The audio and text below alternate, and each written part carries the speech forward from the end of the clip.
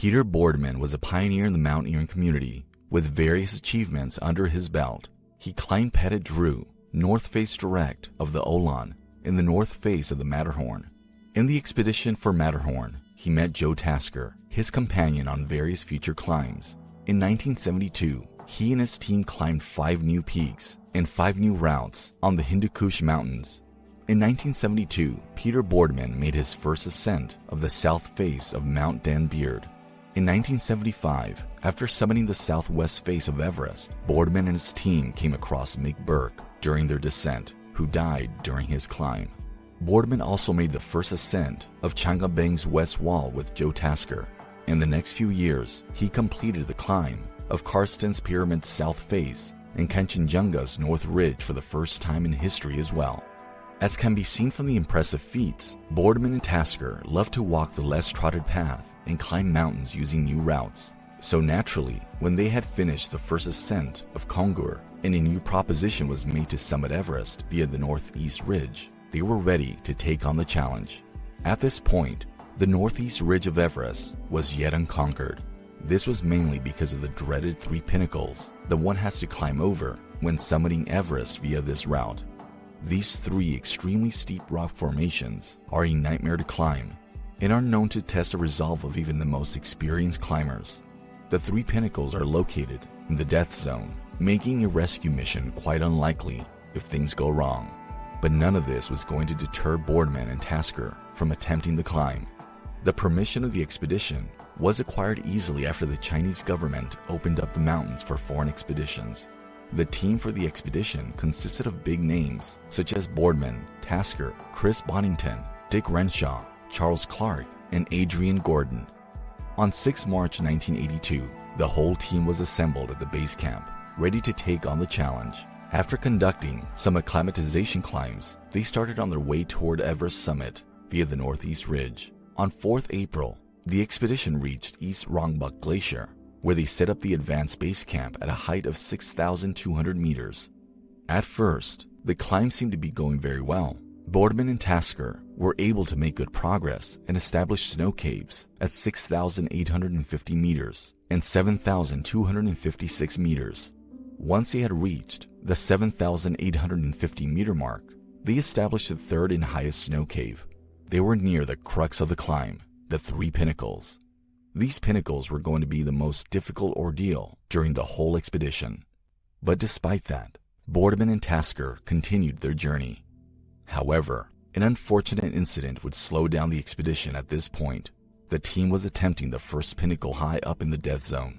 The high altitude, combined with the extreme winds and lack of fixed ropes, was a great challenge they had to overcome. While climbing the first pinnacle, Renshaw, one of the expedition members, was busy fixing a rope to ascend. While doing this task, he experienced a minor stroke. Such a severe medical emergency would have definitely been fatal if Renshaw had continued the climb. He could not make it back to base camp without help either. Once the team had returned to advanced base camp, Renshaw returned home with Clark accompanying him as far back as Chengdu. He would suffer another stroke at base camp, further increasing the urgency of getting medical attention. Bonington, another team member of the expedition, also realized he could not attend the climb to the summit without supplemental oxygen. So he switched to a support role to help Boardman and Tasker reach the summit instead. The final push to the summit was now only going to be done by Boardman and Tasker. They left the advanced base camp on 15th May. The duo was able to make great progress during this time and reach the second snow cave the team had established earlier. On May 16th, they reached the 3rd snow cave. Boardman and Tasker made a radio call to Bonington on the same day. This would be the last radio call the duo ever made. The following day, the 2 pre-arranged calls that the climbers were expected to make never arrived. But this was not worrying, as there would be several non-serious reasons why the calls were not made. Watching from afar, Gordon and Bonington did spot Boardman and Tasker continuing on their journey through the 3 pinnacles during the day. They made it past the first pinnacle successfully. At around 9 p.m., they were spotted at the foot of the second pinnacle, going behind it. The next day, Gordon and Bonington went on their way to North Col to support Boardman and Tasker on their way down from the summit. They expected to get great news about the duo climbers having made history by climbing Everest via the Northeast Ridge during their stay at North Col. But no matter how hard they looked and how long they waited, Boardman and Tasker were nowhere to be seen. They awaited the return of the duo for 4 days in vain. Unfortunately, Boardman and Tasker would never be seen alive again. After waiting for 4 dread-filled days, Gordon and Boddington descended so they could look at the Kanchenjunga's face for any clues to the whereabouts of the duo. But this would prove futile. No sign of them could be seen. Search efforts began immediately. The Karta Valley was searched thoroughly to see if either of the climbers or their tools could be found. But this search was unsuccessful as well. It was theorized that Boardman and Tasker had been in some kind of climbing accident, or they had died from exhaustion, making their way past the second pinnacle. But nothing could be said conclusively, as the bodies were not found as of yet. The families of the duo were informed of the tragedy soon afterward. A simple epitaph was chiseled into a large slate in the memory of Boardman and Tasker near the 1924 memorial. This would have been the last chapter in the tragic tale of the 1982 Everest disaster. However, there was still one thing left to do: finding the bodies of these lost climbers.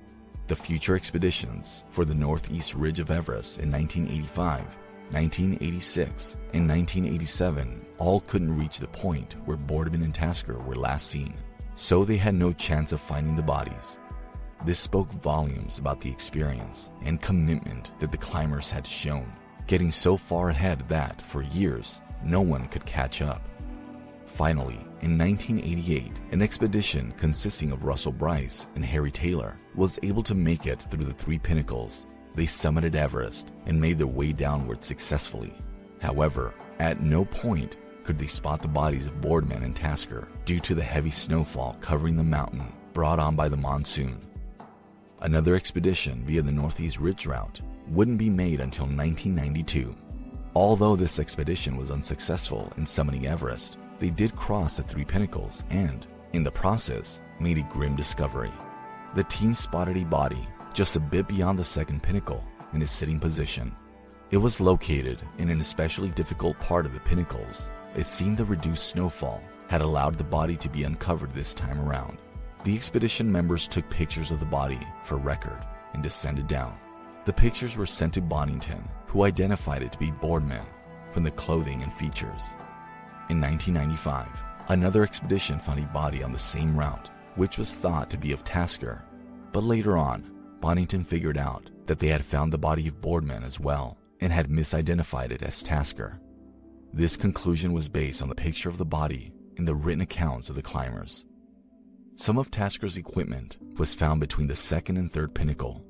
However, his body has not been found to date. It seems likely that Tasker too died before he could cross the third pinnacle. Perhaps someday a climber will come across the body of Tasker, a legend resting in the mountains, which he loved so much to climb and explore. Hilary Boardman, Boardman's wife, and Maria Coffey, Tasker's partner, both traveled to Everest to feel like they were in company of their loved ones once again. They found some closure from this, as Maria writes, "Joe and Pete, I thought, watching us leave, it was a fine place to spend eternity." The death of Boardman and Tasker was a saddening experience for their team members as well. They were well loved by their companions, and their dedication to the craft of mountaineering was unmatched. The death of these mountaineering legends also left a scar on the mountaineering community. Boardman and Tasker were pioneers who had made various first summits via new routes of mountains around the world. They paved the way for future climbers and were an inspiration for mountaineers around the world. The family and friends of Boardman and Tasker established the Boardman Tasker Prize for mountain literature in their honor. This prize is awarded to authors who make a significant contribution to the mountaineering literature. The prize has been awarded to various authors, including Kate Harris, Brian Hall, and Simon Maurer. A Peter Boardman climbing wall was also made in Stockport Grammar School in memory of Boardman in 2008. Another Peter Boardman climbing wall was made at the University of Nottingham, Ningbo, China in 2016 to celebrate his legacy as a mountaineer and a Nottingham alumni. Although Boardman and Tasker failed to reach the summit, they still made history by reaching the 8,200 meters point on Everest using the Northeast Ridge route. Their story is one of determination, commitment, bravery, and dedication to mountaineering. This is why their names are forever etched, not just into the history of Everest, but also into the history of mountaineering as a whole.